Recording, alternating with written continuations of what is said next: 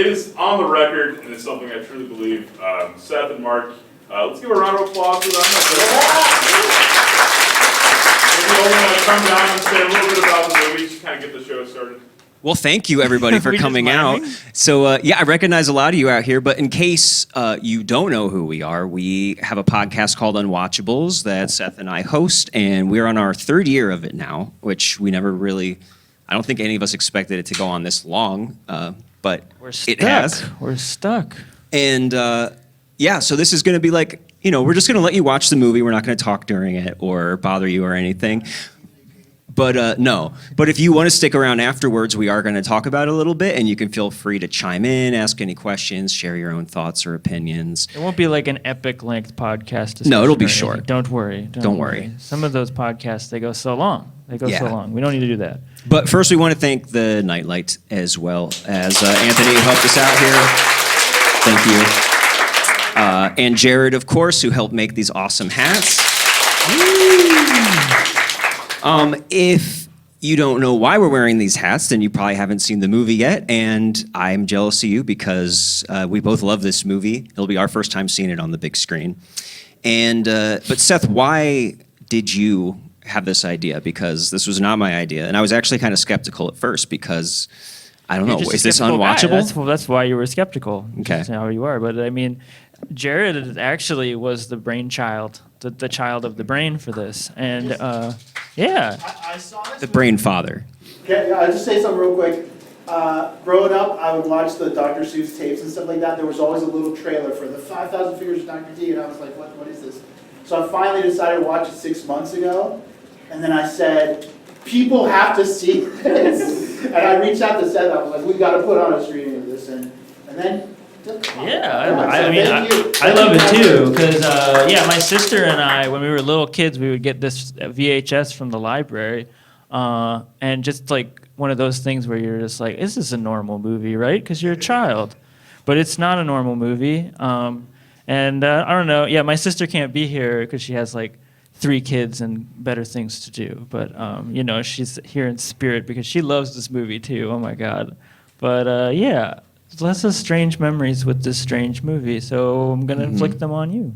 Yeah, and just a little bit of background. This came out in 1953, and it was written by the actual Dr. Seuss. The songs are also written by Dr. Seuss. Yes, he wrote the lyrics to all the songs. He wrote the script. He was very involved in the whole making of the movie. And afterwards, he swore off ever working in the movie industry again. Because this was not well received when it came out, and there was a lot of studio interference and infighting along the way while they were making it. And they had a test screening at one point that went so poorly, they cut out 9 whole musical numbers. It was described as a tsunami. I don't know what that's in a supposed bad to way, mean. yeah. Quote unquote tsunami.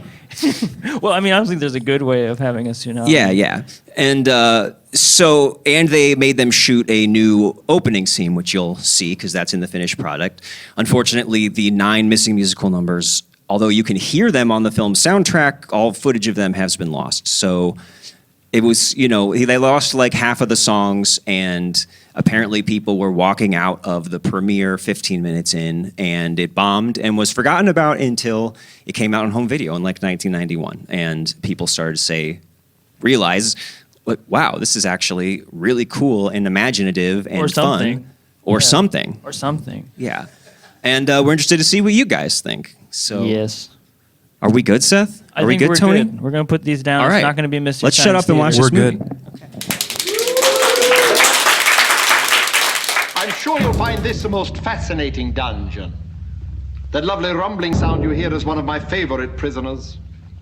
He was a bass drummer in an orchestra I once conducted, had a very bad habit. You know that part in Beethoven's Fifth Symphony, where the drummer is supposed to go a boom, boom, boom, boom. Well, this stupid loud always went a boom, boom, boom, boom, a boom. One extra boom, He'll be here forever. You mean he has to keep beating that drum forever?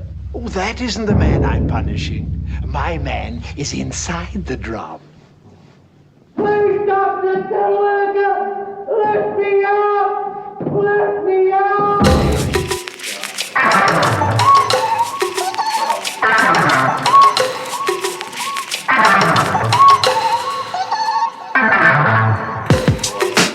Yeah.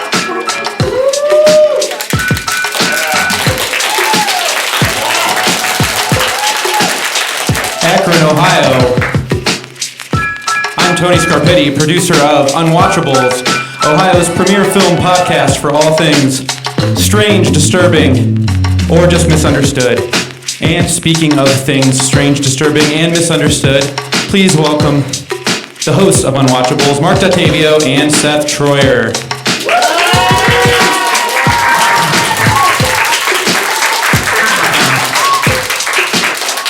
I didn't know we'd have that kind of intro. I didn't know what Tony was doing. Wow, he has it up on the screen and Yeah, everything. thanks, Tony. This is crazy.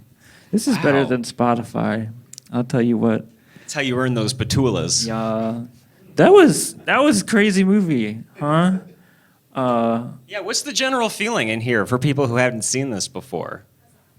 Did you like it? Okay. Well, that's how they felt when it came out. So Yeah. I don't know.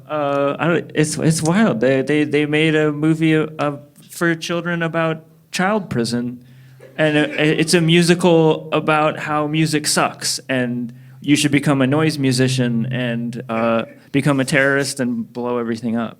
Yeah, that was my take on it too. Thanks. I think that's what happened. I like that, most children's films before this and since and to today are usually very focused around some kind of a lesson that the main character is learning, or usually something about learning to be yourself or to get along with your parents or your siblings or something. And this movie is just about not wanting to practice piano. And I think that's makes it feel so much more like it has an actual like child sensibility. And everything, this isn't about anything that's like profound necessarily. It's just about like imagination, and a lot of things come up in the songs that are just about how kids, see parents and the stuff that they have to do every day. And I love the silliness of the whole thing. It just gives them total license to be ridiculous. It is ridiculous, but if maybe I was like sounding a little cynical, like in the intro, I do think it's kind of awesome, like kind of really unique in its own way, and especially the centerpiece, crazy green people doing stomp in the dungeon and everything. It's kind of incredible, like the way it's all choreographed and everything. It's I don't know. The reason it didn't go off well with people, it is kind of for this weird middle ground of person, I feel like. It's too gray and dour for kids probably, and the music, even some of the musical numbers, the only real draw to some of the musical numbers is knowing the absurdity of the situation, which the kids are like, I don't know, they're singing a song. And for parents, yeah, it's like, I feel like there was probably a lot of lead up to it being this like Wizard of Oz. They were like waiting for it to be Dr. Seuss is making his own Wizard of Oz or something, and it really does not have that like glitz and glam, like exploding in your face kind of thing. It's a lot more subtle. It's kind of one of those things where it like, if it's like you actually maybe you like Dr. Seuss. Dr. Seuss is so successful as an author, but really like, and it sounds like a good idea putting him up on screen, but at the same time, he is just like a weird poet guy who likes the way words sound and has like weird ideas about how animals can look. So I don't know what y'all were expecting, and they were like, well, I didn't think it would be like that. Yeah, I mean, this was in 1953, so I've been kind of brainstorming about why people would have just not liked this at all when it first came out. And I don't know, I was looking at the movies that came out that year. I mean, as far as kids' movies go, Disney was still pretty much like the main show in town, especially their animated films. I know in 1953, when this came out, their big movie was the Peter Pan, the animated one. With Hook. Yeah. And as far as musicals, I think... what's it? Dr. Terwilliger is he? Captain Hook, yeah. Oh, okay. It was a big year for him. I don't know how he does that stuff with his voice. I love him. He's so funny in this. But yeah, and as for musicals, I mean, The Bandwagon with Fred Astaire was the big one that year. So, there were still movies like Singing in the Rain and An American in Paris, Gene Kelly, people like that were doing musicals.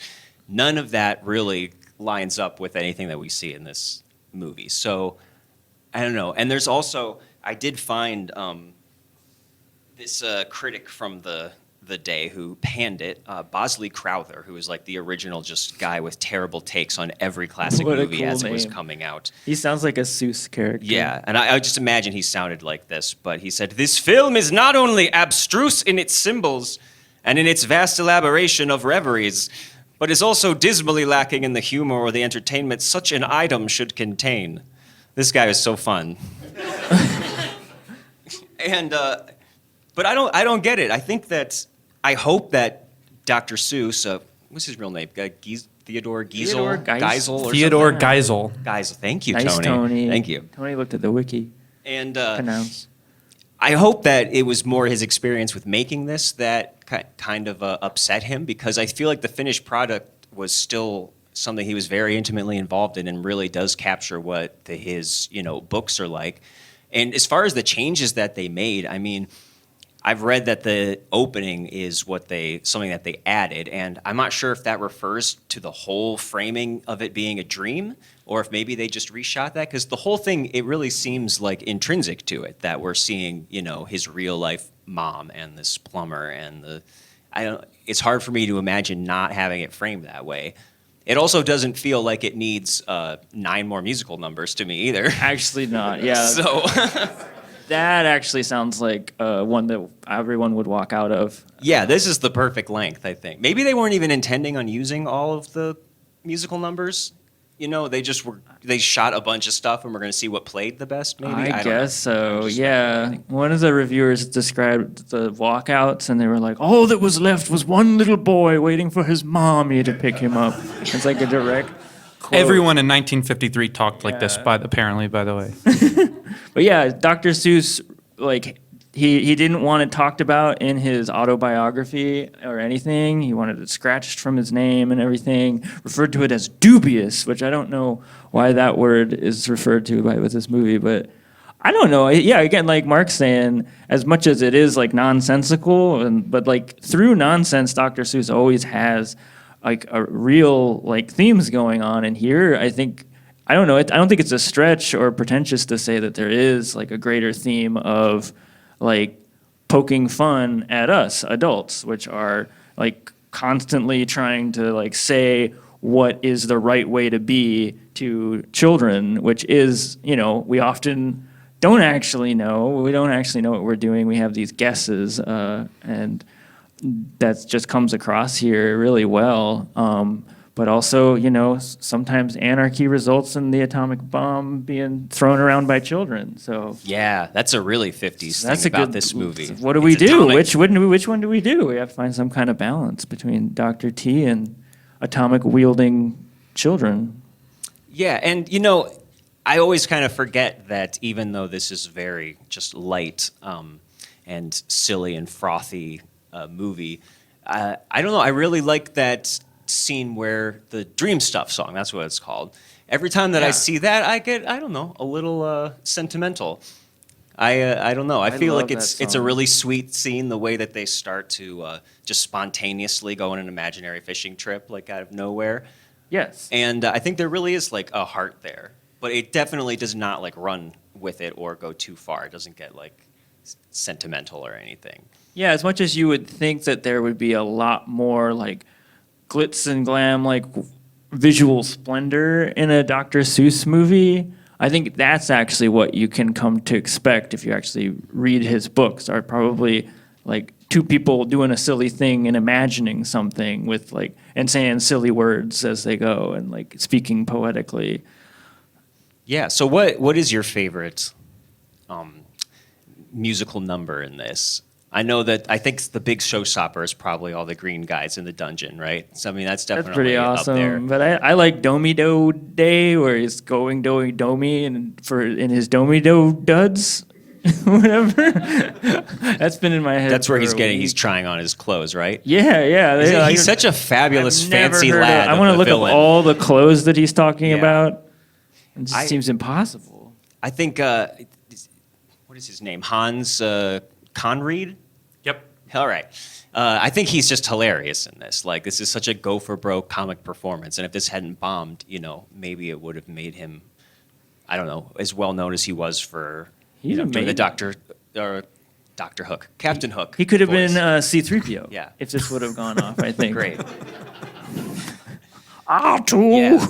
He's so good. I heard that this is Jello Biafra's favorite movie of the dead Kennedys. Who? Oh, okay. See, I look up things on the internet. I do.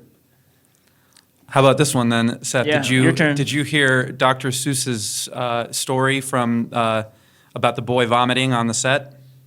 No, could you No. tell us? He claims that while they were filming, they didn't actually have 500 boys, as you can see on the screen, but they had 150 of them sat at that piano, and one of them vomited on the piano keys during filming. And Dr. Seuss claims, this sounds kind of like a Dr. Seuss thing, probably didn't happen like this, but he claims that it started a chain reaction that resulted in 150 vomiting boys. And then he likened that ordeal to the film's reviews. Oh, Dr. Seuss. Part of me wonders if he actually did like the movie, but just couldn't deal with the bad reception. Like I think his other so. works, there weren't critics out there back then saying things like, "Oh, it's preposterous that a fish could be so blue," or things about his books. So I think this is just a uniquely sensitive medium for criticism, and maybe that's what put him off to Hollywood. Green but- eggs could never happen. Well, and nowadays the cycle goes so quickly of a movie coming out and bombing, and then the next day on Twitter that has a whole cult of people who are reclaiming it already and saying, no, actually, this is great. And I mean, back then we just, oh my God, this is the eye behind us. Wow. Sorry, it's the first time I noticed that. Megalopolis, yeah, stuff like that. Yeah, but this, like, you actually would have to wait for somebody to disappear for decades before you'd be able to, before home video was invented and then people started to watch it again. So you could see how somebody could get really dispirited about their movie being received like that. But as far as favorite numbers, though, I always am really fond of that little interpretive dance-off that they do to each other early on. That's just hilarious. There's no like song behind it. I don't even know what. Yeah, it's like they're doing magic, sort of, but not really, and Yeah, just flickering their fingers around. I don't know. just nonsense. Dr. T believes in the magic of fingers. But I do love it when all of those little kids show up in the ending, because you can tell that there are like a ton of them there, and I'm just imagining the chaos that was on that set with like or without so vomit. intense. And you can always find one who's like crying in the background somewhere. Yes, there was one that was like crying the whole time. They just kept cutting to him. There's that poor little boy who clearly just actually wanted to play the song on the piano. I don't want to leave. Yeah. I know. And they're like taking away all their toys. I feel like they're being processed for a concentration camp or something. It's Whoa. crazy. My God, Seth. Okay. This is just I don't That's- know. All right. 1950s. The theatrical cut included references Tell to me gas what's in it. chambers, apparently, and that was one of the things that resulted Really? in... Yeah. Whoa. Yeah. All right. Well, that saved you, Seth. That's called dark. That's dark humor. That's Okay. Tony and I. I have to that. do a ton of research about all these movies just to keep Seth from getting canceled. It's not actually... Well, it didn't work. Thanks. I love the beard guys. I mean, what a Roller stupid skating idea. fight. That's the thing that other musicals do not have. They don't roller skate enough. Yeah. And the idea that when he cuts their beard, it kills them. It's so dark. Dead. I love that. But yeah, I don't know. No pressure for anyone to say anything, but did anybody want to throw something out here about your reaction, ask a question? Yeah, one thing I noticed, speaking of the beard guys, is when I first watched this, and he's doing his intro at the piano, the beard guys are on the table, and in a picture, in like a dual picture, and they're like facing each other with their beard. And I had seen the trailer and stuff, so I knew the beard guys were going to be in it. And that sort of set off like a memory of like my brothers and I would always watch like Cat in the Hat, Courtney Hughes, all his tapes and stuff. And if you look at Cat in the Hat, and actually some of the books, there are like pictures of bearded men or men facing each other in the books. And it's sort of, I couldn't find anything online that like mentions more about this, but it makes me wonder if it's more like a Maurice Sendak thing where like he was putting in his family members and maybe those are like his uncles or something. I don't know. They do appear in his work often in the background, So So this was like their first starring thing, and I think that's weird that, and they never talk about it, and there's not a lot of mention of it, but if you look through the recordings, the Chuck Jones, Cat in the Hat, stuff like they're back there. It's weird. They need their own movie. Like, I want to know their whole story. I want to know what was How were they transferred by the beer that kept them alive. Were they born like that? Yeah, it's like a umbilical cord. And if so, were they born with the beard, or did they have to wait for like puberty for it to grow? How did they come out? Is it just gross skin under? All right, we can go on to the next topic. Dr. Cronenberg. Yeah, but I don't know. I wanted to make sure I didn't miss anything that I was thinking of. I love all the little devices that he pulls out when he's trying to kind of seduce the sink guy, who, by the way, because the sink inspector could shut them down. He does That's kind a of great seduce idea. him into marrying him, but not marrying him. It's like becoming his dad somehow. In like it feels like a real like ritual of some sort. The little kid, like I've never seen anything like that. And he's like, yeah, I guess that's my wife now, and you're my son now. I love how kids in fantasy movies, they'll treat like the parents as just kind of like a job that is assigned to you, and they might match you up with a mom for them. Which makes sense. It's a very like child's POV that this movie has. That I do think that kids could enjoy it. I mean, as much as I don't know, kids these days would have to be okay with it being a musical and it looking like it was shot in the 50s. But in general, I think it has a nice, funny sensibility that parents could also find funny. I enjoyed it as a kid. I think it's it just hilarious. did scare me, kind of. It's just like It is. Even It's I remember atomic. the green guys. It's like they're green, they're scary, and they're playing weird instruments. Yeah, I like don't one of think your I was bands. alone. Kind of Oompa Loompa effect kind of thing. This definitely reminds me of the Willy Wonka OG Willy Wonka movie kind of. I like. I love just imagining what the set must have been like in this, because I mean, especially that's the big dance number with everyone getting there early. They probably all went to theater school and are gossiping and getting all the green stuff painted on them and spending like hours and hours and hours rehearsing. It just must have been a very silly place. Real silly. This was also the golden age of Hollywood, just having no safety standards. So I'm sure whatever that green dye was like deeply, deeply toxic. And they didn't seem to have enough to go around. Like some of them were only half green. They're doing their best. Yeah, I don't know. Is there any? About that during the kids running around scene when they went nuts. I was like, there's no safety on this at all. The kids were running into each other. Climbing hop. You can see one wipe out when they're all running. Definitely. Those were the days,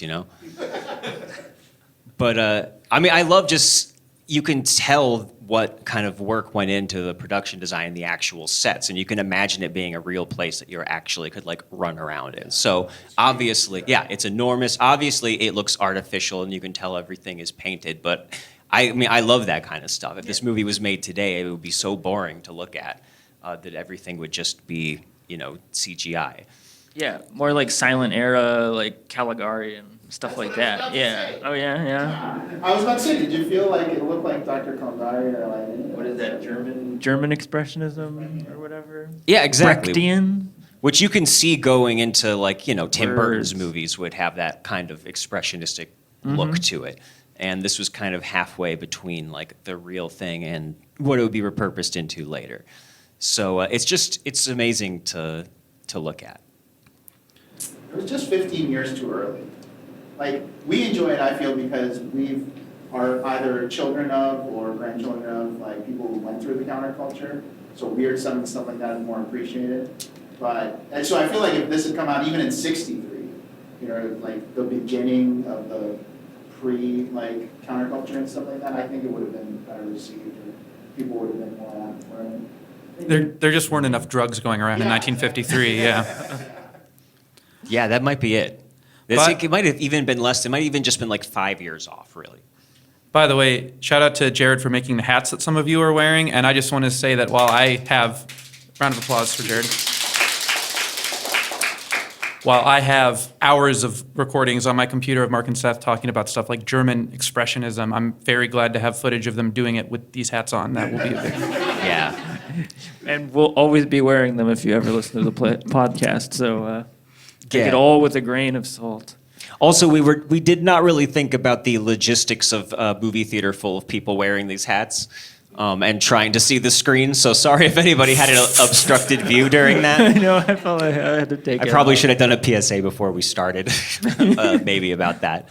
Move your hand. But Head. it's over now. Yes. Well, I don't know. Does anybody else have anything that they want to add? Yes. So I need to disagree with Mark over there. Oh yeah. We all do. The only disturbing scene that I found in the movie was when the little boy was cozying up to a full-grown plumber. Truly. Pretending to fish with him. First of all, terribly.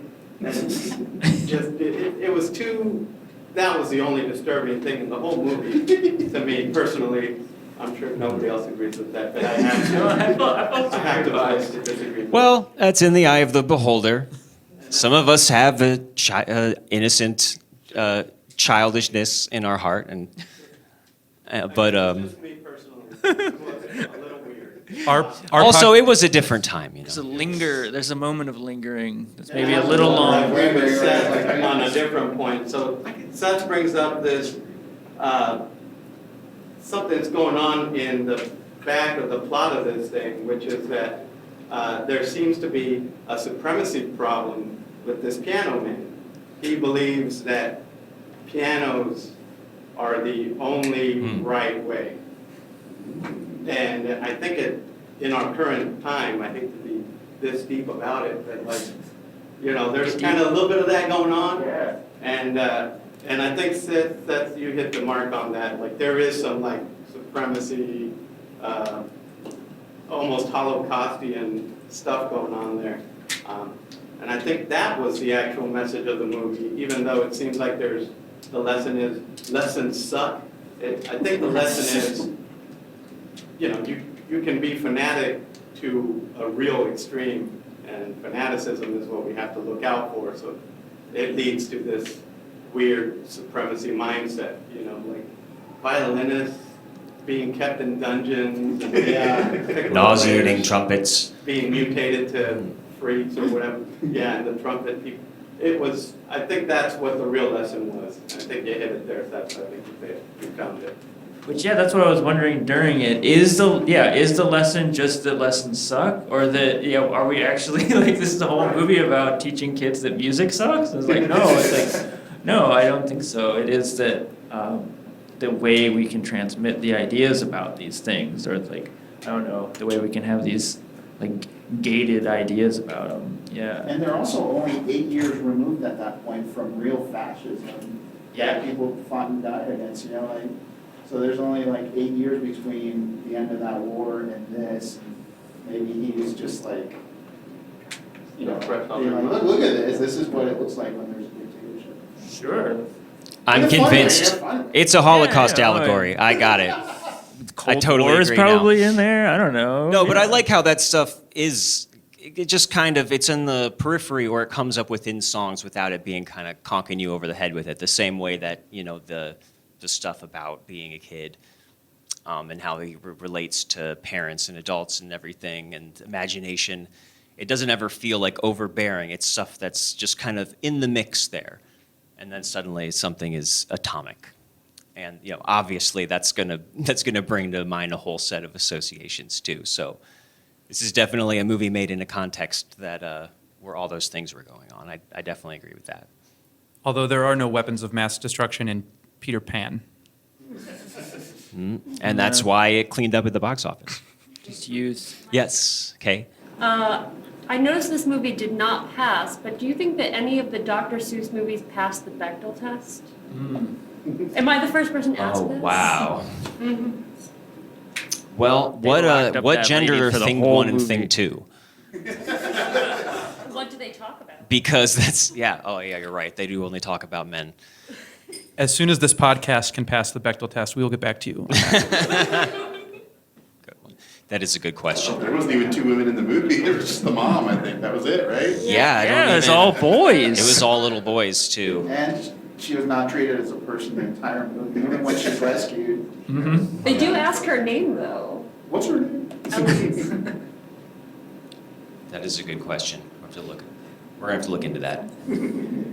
Yes. Have you heard of any other filmmakers or directors who referenced this film as any sort of inspiration? I was wondering, because we were talking about how the dungeon scenes really reminded us of Mad Max, which made me think of George Miller, who made, besides Mad Max, also made the Babe series and Babe 2, Big in the City, which is, I think, love like that an absolute movie. masterpiece, although it's like this dark children's film that I think kind of was like very much like underappreciated and sort of didn't do very well. We want to do it on the podcast real bad. Yeah. So I'm wondering if you like how many like contemporary films this made you think of that were like these sort of like dark children's films that were just good, but maybe a little too dark for people to want to like embrace.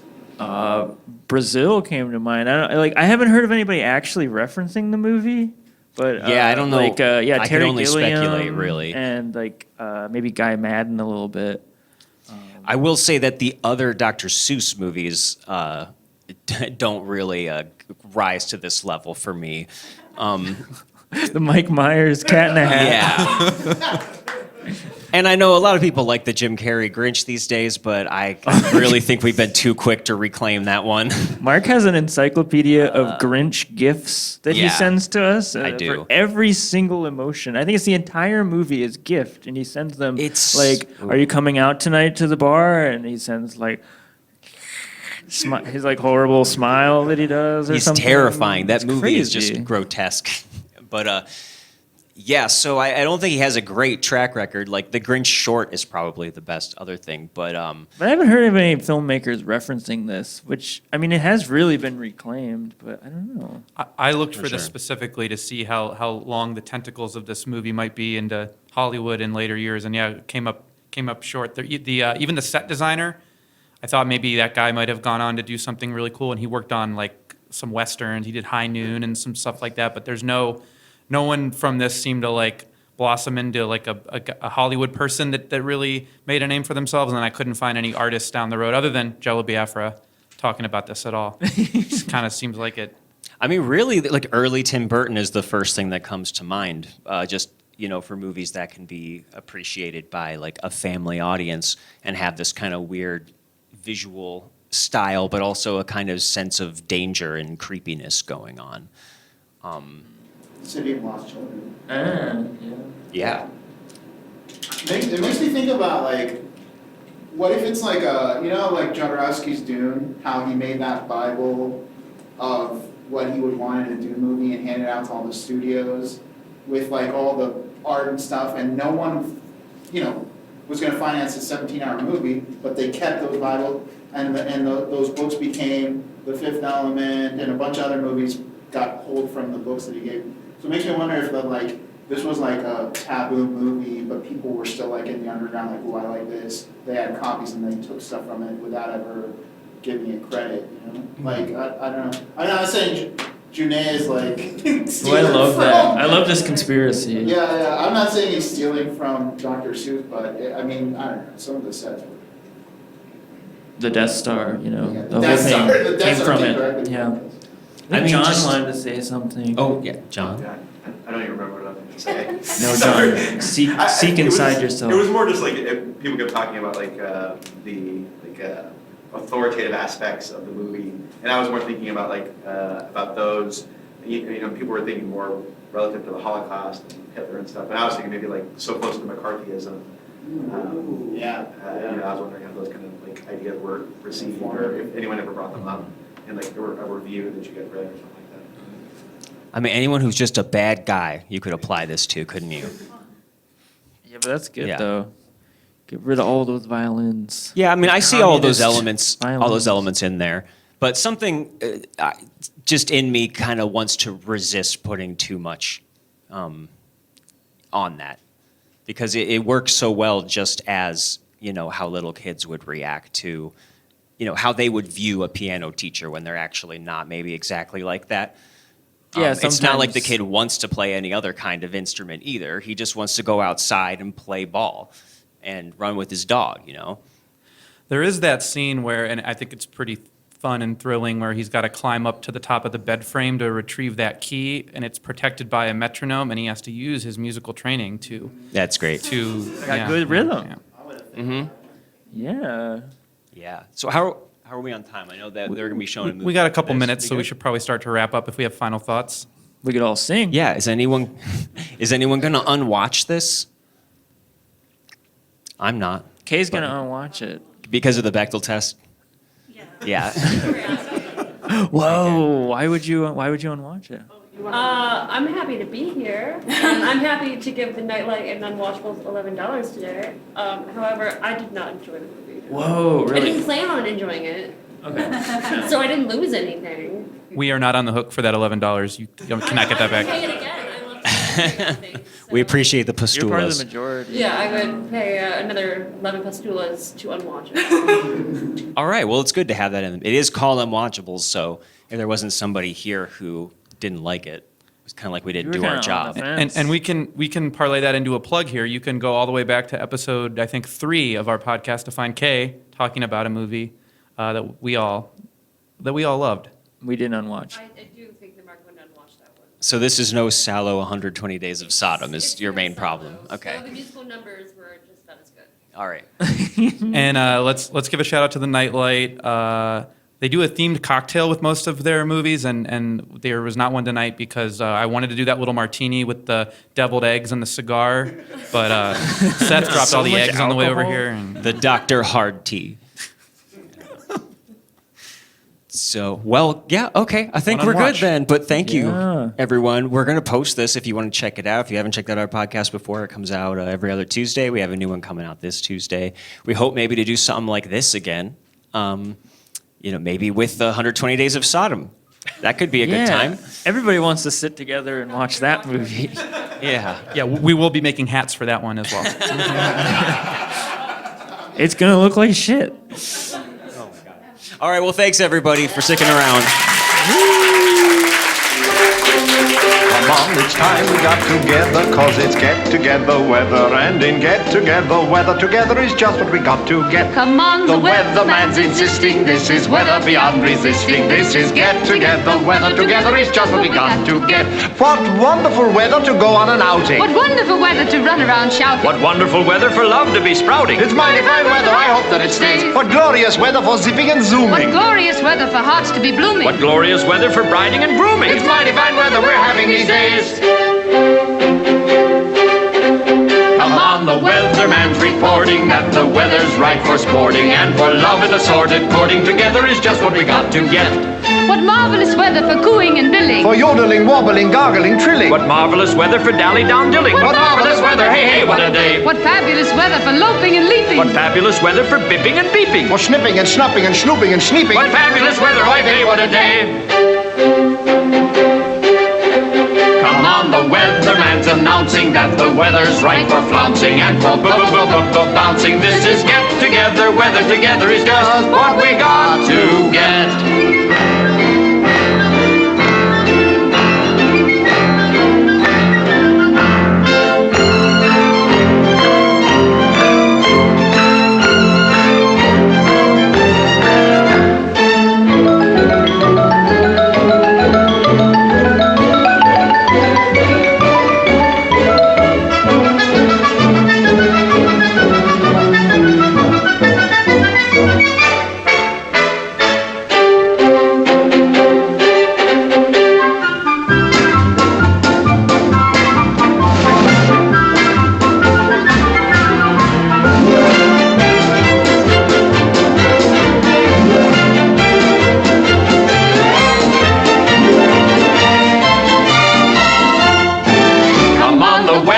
Announcing that the weather's right for flouncing and for bouncing. This is get together, weather together is just what we